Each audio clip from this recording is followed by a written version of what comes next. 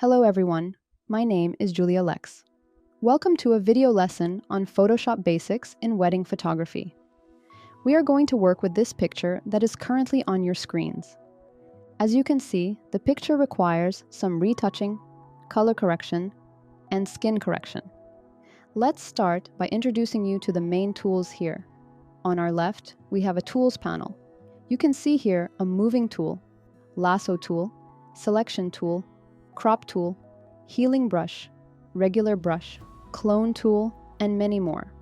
Some of them we are going to use today. A small note, you do not need to know how to use all of the tools to work with wedding, family, and portrait photography. However, on the very bottom of the tool panel is a very important section with black and white squares, known as foreground and background colors. You can use this section in case you need to paint an entire canvas or a section, choose a different color, maybe even specify a color by number. Or use it as a brush for masking on layers, as we will cover today. To reset the section, simply click on a small version of black and white squares. On our right, we can find active panels or windows. You can customize which window or panel you would like to work with. To customize, go to the Photoshop main menu, Window. Choose which windows you would like to turn on. As you can see, I have a history panel as a separate panel that I can hide or open. Since I don't need this one to be present all the time, I can hide it when I don't need it. You may need to customize the right section of your Photoshop before you begin. The layers are the main panel here that you will need in any project. Let's jump into working with layers. We have the main layer with our picture. This is ground zero of our work. Please note we do not want to work on that layer. What we need to do is create a copy of this layer, either by dragging the layer down here to a small plus symbol or by clicking Command and J on your keyboard. If you want to hide a layer, click on the I symbol next to a layer. The lock symbol next to the main layer means that you cannot delete this layer. But we can delete a copy and create a new one by using Command and J. I'll rename this copy for you here.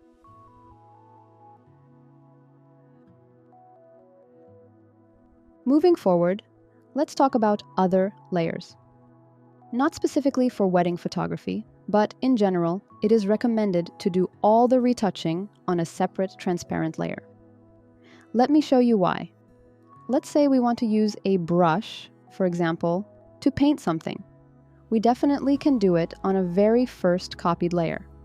But to avoid any non-reversal mistakes, it is highly recommended to use a separate layer for each process. Let's turn off the lock symbol on the original layer and hide first two. You no need to hide the layers every time. I do this to show you what changes. So we choose a brush. Here we go. We can make this layer less visible by changing opacity right here on our right. Let's make the brush a bit bigger. We can do it by clicking these buttons on our keyboard. You might need to experiment or assign different buttons on your keyboard before using this tool.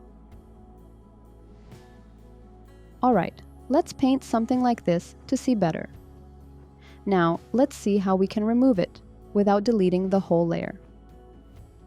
First, we can use an eraser tool, which might not be the best option. In my experience, I rarely use it.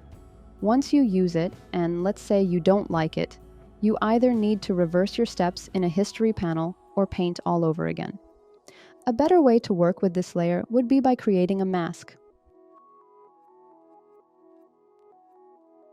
Remember how I mentioned the foreground and background section in Tools? Here's why it's useful.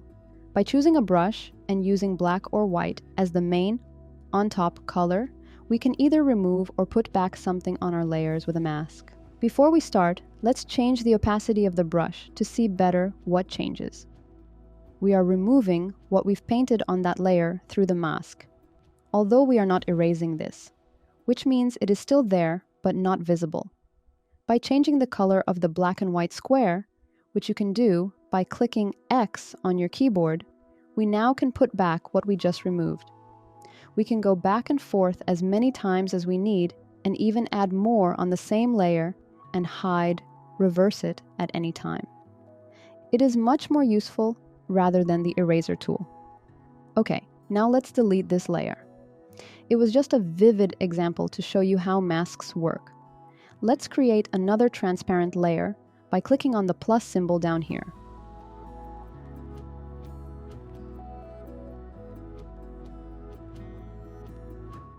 Alright, let's move closer here to see what areas we need to work with. By analyzing the amount of problems, we can decide what we want to start working on first. So far, we can see some hair here and there that have to go, some skin imperfections, and skin color that has to be fixed. Let's start with understanding what tools can help us to fix skin imperfections. The main two tools are the healing brush and the clone stamp. What is the difference between a healing brush and a clone stamp? In short, the healing brush is matching the textures, mixing the area around with a borrowed element. And the clone stamp, as you can tell by the name, is cloning everything that is being copied and can be regulated by the opacity for the tool. Basically, the healing brush is great to fix some skin imperfections. Like you can see right now, the healing brush is doing its own magic by mixing the textures. To use this tool, press and hold the Option button on your keyboard. Choose a clean area of skin and click with the mouse. Let the Option button go and use the tool on unwanted areas. Repeat these steps as many times as you want. You will need to borrow an example of the skin as close to the area you want to fix, because of different textures and lighting throughout the picture.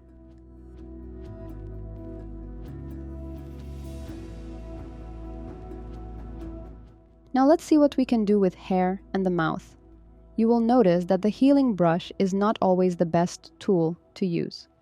Because it is mix matching all the textures around, it might be tricky to use in sharp edges areas. Let's see what works better here while we are retouching out the hair from the mouth. To keep the natural pattern of the lips, we have to retouch vertically rather than horizontally.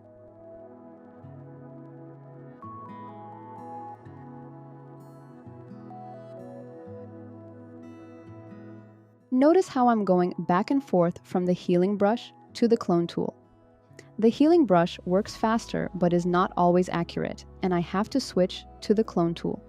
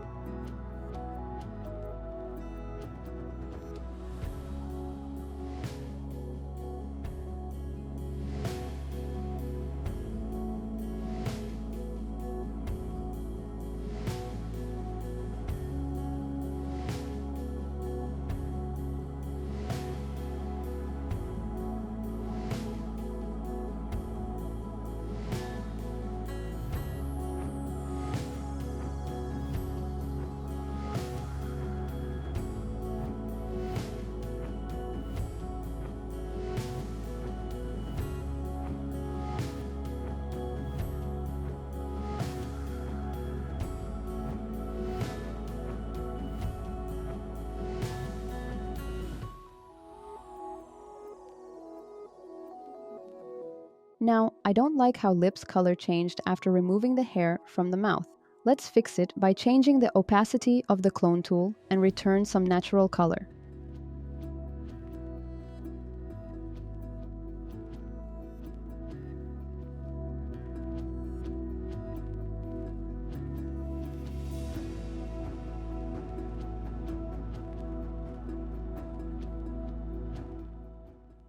In some of the areas here, we have to be extra careful to not ruin the logic of the objects.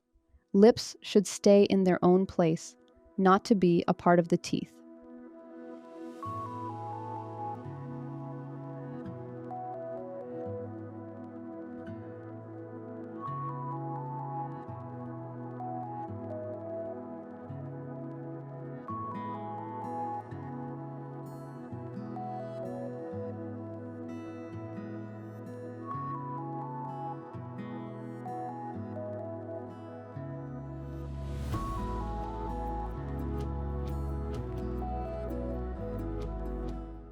Okay, I think it's good enough.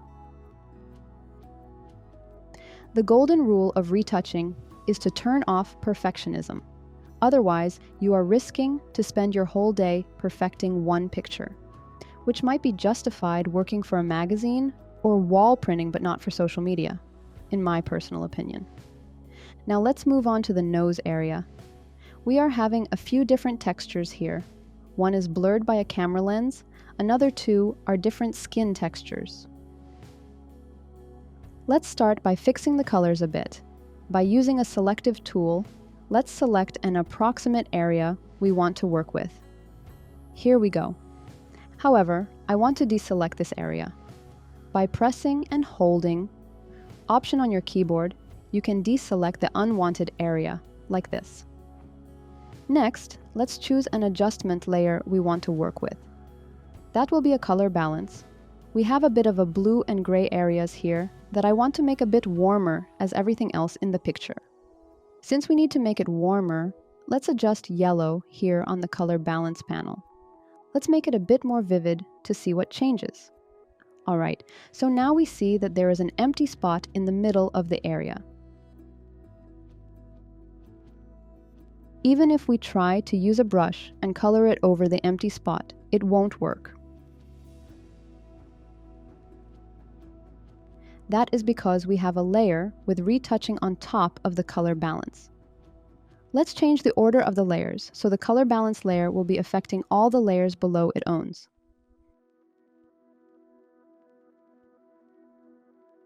Now, let's finish working with this layer by adding and removing where we want the yellow color.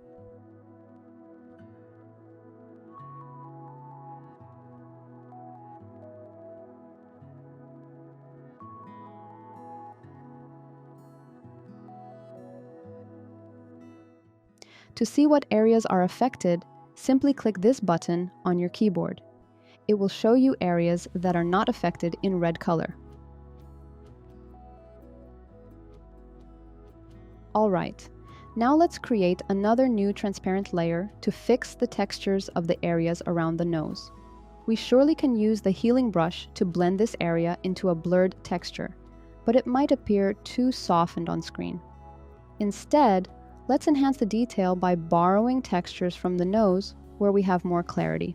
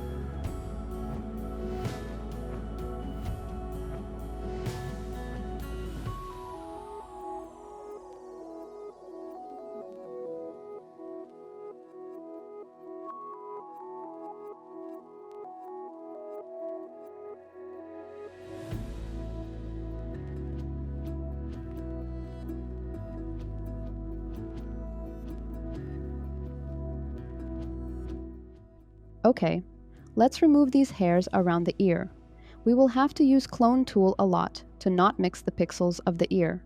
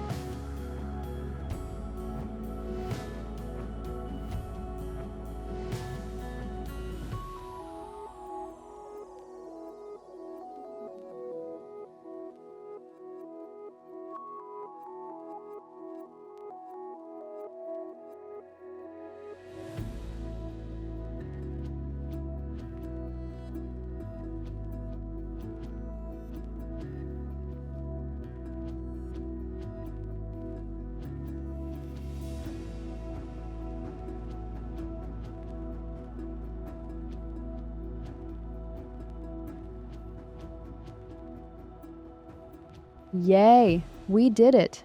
The skin and hair retouching is over. There still may be something that I haven't noticed, but overall, there is nothing that bothers me on that matter. However, I do not like the color of the hand. Let's use the selection tool again and choose the hand.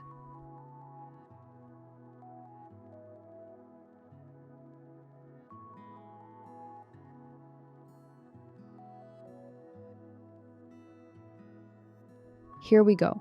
Perfect. Going to Adjustment Layer Tools down here.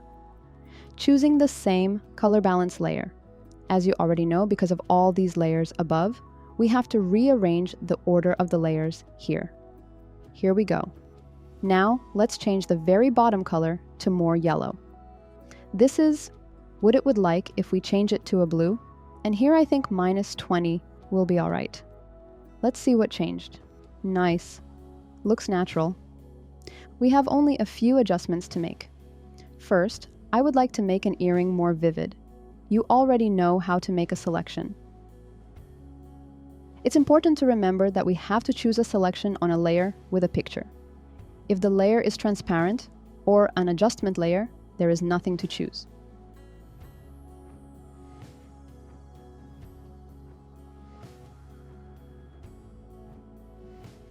This time, let's work with Hue and Saturation tool.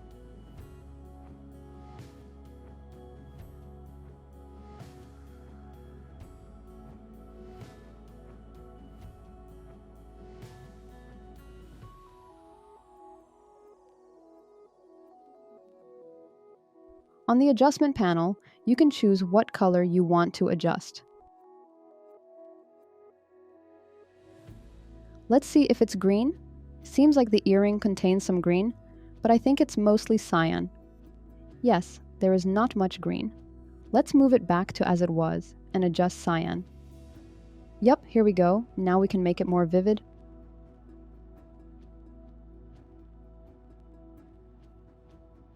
But also, I want to make it more green.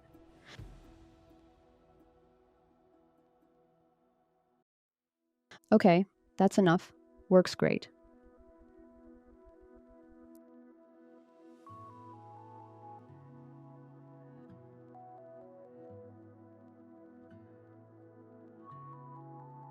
We are almost done. The only thing I would like to make changes to is her chin.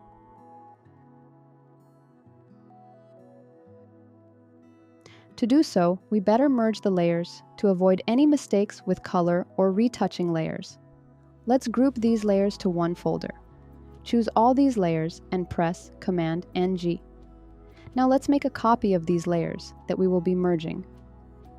You already know how to make a copy of the layer. To merge this group of layers, simply click Command and E on your keyboard. And here we go. We have a new edit layer. You can make a copy of this one as well. Or simply work on that one. Now let me introduce you to a Liquify tool. The tool that a lot of people use to make their bodies more desirable. On the main Photoshop menu, choose Filter, Liquify.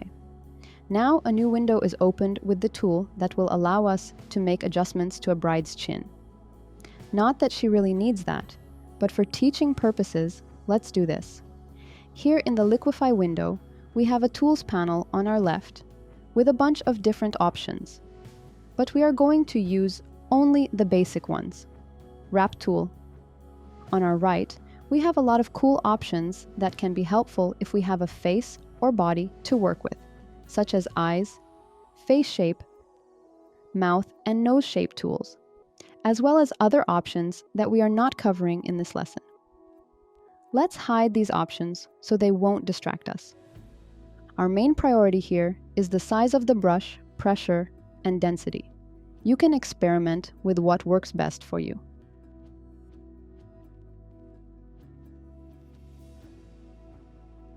To use the tool, simply drag the desired area, slowly to achieve the necessary look. Carefully, trying to make it look natural. A bit of a neck adjustments as well.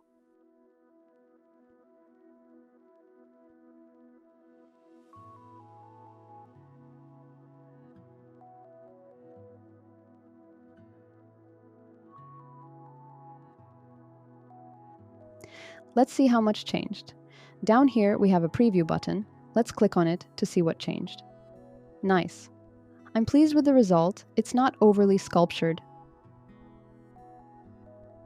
Clicking OK button, let's see how much changed overall. Starting with the main layer, now adding a retouching layer and the Liquify layer. Actually, let's rename it. As well as a Liquify layer. If you want, you can rename each layer.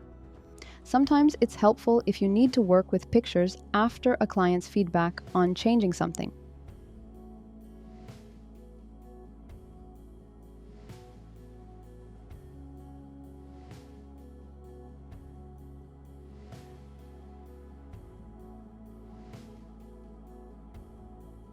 We also can add a mask to the first layer to undo some of the changes.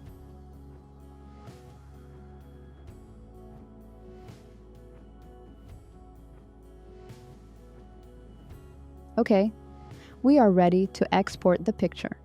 To export the picture, go to the main menu, File, Export As.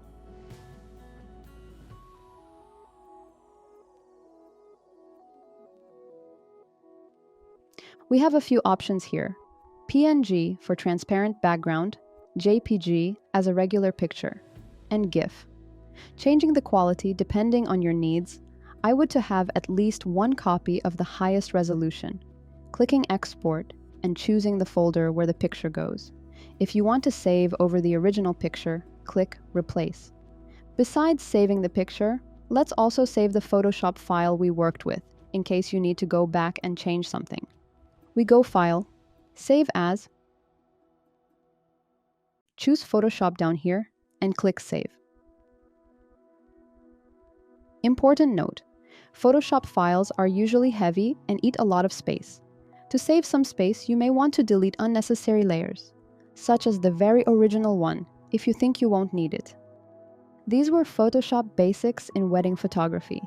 There is a lot more to learn, but with these easy steps that we learned today, you can successfully retouch pictures for your clients. Thank you so much for your time. I hope the lesson was helpful, and please do not hesitate to contact me with any questions. Good luck with Photoshop.